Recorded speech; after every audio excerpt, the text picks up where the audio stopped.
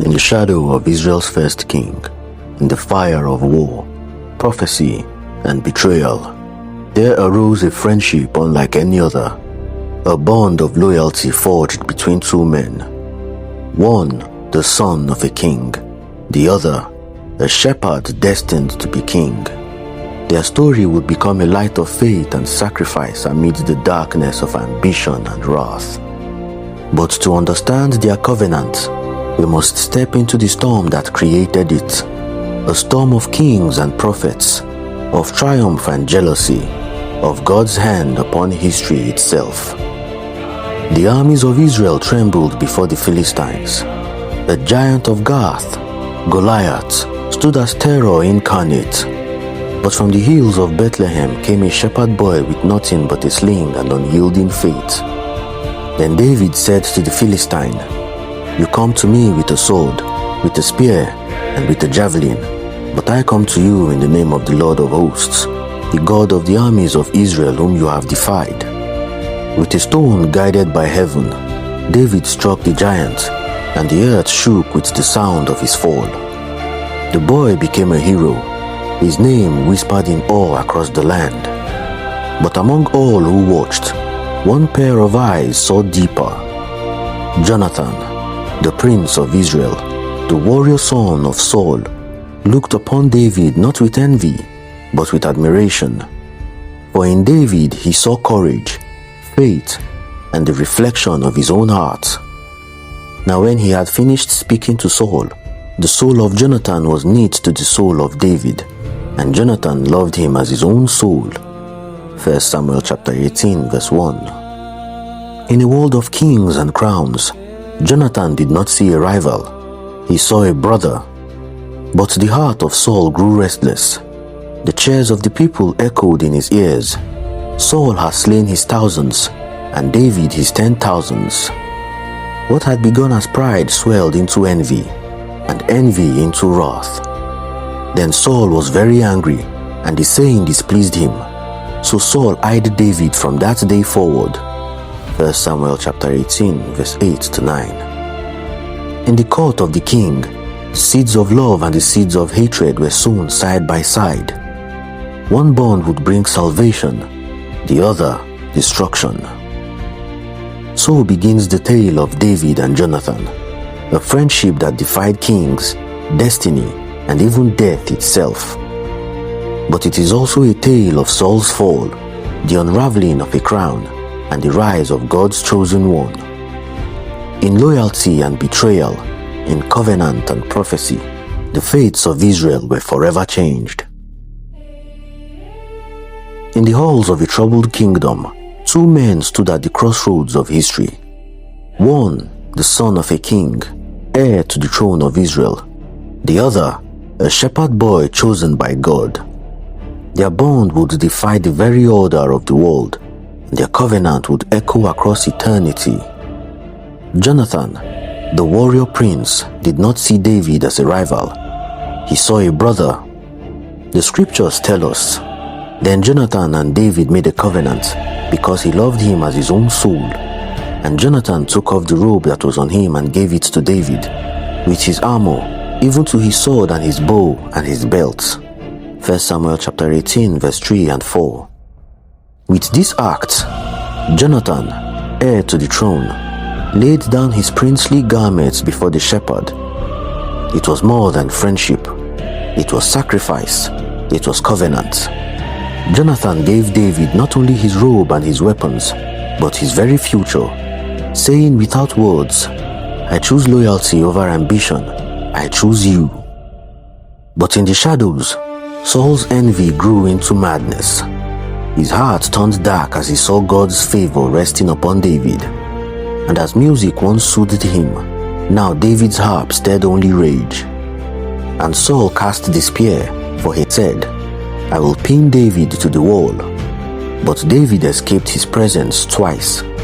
1 Samuel chapter 18 verse 11. The king of Israel, the anointed of the Lord, descended into violence. His spear sought the life of the one chosen by God. But even as Saul's hand turned against David, Jonathan's hand drew him close. Saul commanded his servants and his son to kill David, but Jonathan, bound by covenant, would not betray him. So Jonathan told David, saying, "My father Saul seeks to kill you. Therefore please be on your guard until morning, and stay in a secret place and hide." 1 Samuel chapter 19 verse 2. In secret, Jonathan warned David, standing as a shield between him and the wrath of a king. For where Saul's heart was consumed by jealousy, Jonathan's was consumed by love and loyalty. As Saul's fury deepened, David turned once more to Jonathan, pleading for truth, pleading for life. "Therefore you shall deal kindly with your servant, for you have brought your servant into a covenant of the Lord with you." 1 Samuel chapter 20 verse 8. And Jonathan answered with words of eternal devotion. Now Jonathan again caused David to vow, because he loved him, for he loved him as he loved his own soul. 1 Samuel chapter 20 verse 17. They vowed before God, binding themselves not in friendship, but in covenant. Whatever storm would come, they would face it together, even if bloodlines and kingdoms tore them apart. In the palace of Israel, Saul's spear haunted David, but in that same palace, Jonathan's covenant preserved him. One man sought his death, another vowed his life. This was no ordinary bond, it was divine appointment, a brotherhood stronger than blood, stronger than crowns, stronger even than death itself. The throne of Israel trembled with fury. Saul's heart, once humble, had become a furnace of envy. The more God's favor rested upon David, the more madness consumed the king. And soon, his wrath would turn not only against David, but against his own son. As the new moon feast approached, Saul demanded the presence of all his household. But David, fearing the spear of the king, hid himself in the field. And Jonathan, bound by covenant, devised a plan. And David said to Jonathan, "Indeed, tomorrow is the new moon, and I should not fail to sit with the king to eat. But let me go, that I may hide in the field until the third day at evening." 1 Samuel chapter 20 verse 5. They agreed upon a sign. Jonathan would learn his father's heart. If peace remained, David could return. But if wrath burned, David must flee. And so, on the feast of the new moon, David's seat was empty. Saul noticed, but said nothing. On the second day, Saul's rage could no longer be contained. Then Saul's anger was aroused against Jonathan, and he said to him, "You son of a perverse, rebellious woman, do I not know that you have chosen the son of Jesse to your own shame and to the shame of your mother's nakedness? For as long as the son of Jesse lives on the earth, you shall not be established, nor your kingdom." 1 Samuel chapter 20, verse 30 and 31. In one breath, Saul revealed his madness. He cursed his own son, declaring war on the covenant of loyalty. But Jonathan, fearless in loyalty, rose against his father. He cried out, "Why should he be killed? What has he done?" In that moment, the wrath of Saul overflowed. The king lifted his spear, not at David, but at his own son.